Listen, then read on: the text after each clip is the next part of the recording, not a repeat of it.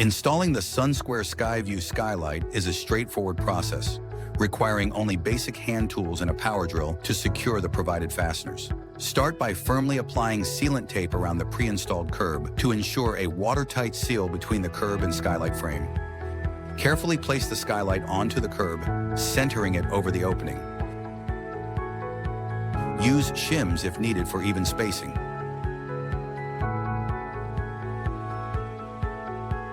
Using the supplied screws, attach the skylight to the curb using the pre-drilled holes around the frame.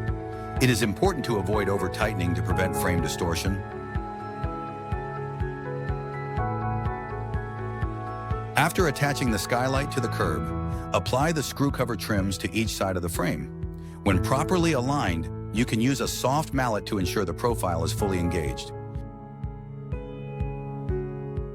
The skylight installation is now complete, ready to bring plenty of light into your space.